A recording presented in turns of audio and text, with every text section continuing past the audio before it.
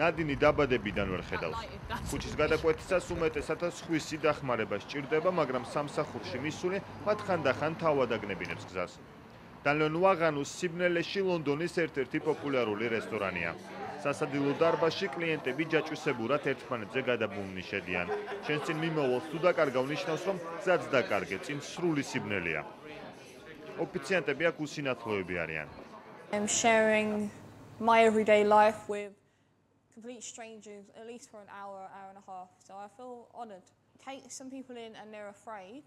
We take them back out again, talk to them, explain to them, like what's going to happen and ბნელი რესტორნის გახსნის იდეა პარიზში დაიბადა, მაგრამ დღესდღეობით მსგავსი რესტორნები ბარსელონაში, მოსკოვში და ლონდონშიც მუშაობს. ბრიტანეთში დანლონ ვაღა წარმატებით სარგებლობს. მას სამეფო ოჯახის წარმომადგენლებიც კი ხშირად სტუმრობენ. პრინცი ვილიამი აქ უკვე ორჯერ იყო. In the pitch darkness, everybody is the same. You can be rich, poor, you can be anonymous, famous, you can be green, white, black, white, yellow. Everybody is the same in the dark. To open in New York. We are very successful because this unique experience. I'm going to propose რესტორნის მენიუში კერძების შემადგენლობა მითითებული არ არის. ერთადერთი რაც შეგიძლიათ შეარჩიოთ, კერძი ხორცისგან იქნება მომზადებული თევზისგან თუ ვეგეტარიანული წესით. კონკრეტულად რას მიირთმევთ გემოს და არომატის მიხედვით სიბნელეში თავად უნდა მივხვდეთ. It's my birthday today and we'd heard all about this restaurant and my boyfriend, unbeknownst to me, had gathered a few friends together and actually decided that it would be a really good experience for me. ეს არის ბოლო წერტილი, რომელიც მერე სრული სიბნელე იწყება. შევიდე? ფარდის იქით ნადინის განკარგულებაში ხვდებით. Is this your first time here? Yeah. კი. Are you nervous? ცოტათი კი. სასადილო დარბაზთან მიახლოებასთან ერთად სინათლე კლებულობს. მეორე ფარდის შემდეგ კი სრული სიბნელეა. თქვენ ინფრაწითელი კამერის საშუალებით ასე თუ ისე ყველაფერს ხედავთ. ჩემ თვალწინ კი ასეთი სურათი იშლება.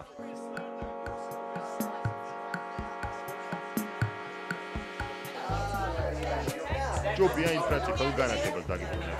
მე მგონი ვიპოვე ჩემი ადგილი.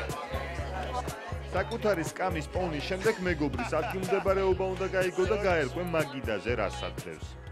დანა მიჭირავს ხელში, ჩანგალი მიჭირავს ხელში და ვიცი სად არის ჭიქები.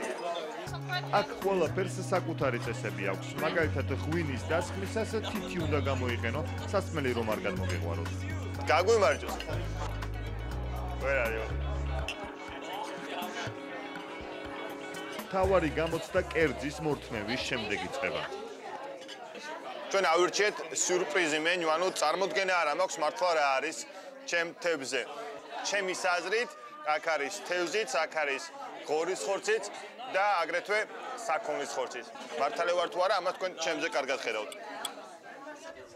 ღორის ხორცი სირაქლემის ხორცი ამერია. ძროხის ხორცი კი ბიზონის ხორცი მეგონა როგორც ჩანს. ჩემს მიერ დასახელებული ინგრედიენტებიდან კერძი მხოლოდ თევზს შეიცავდა.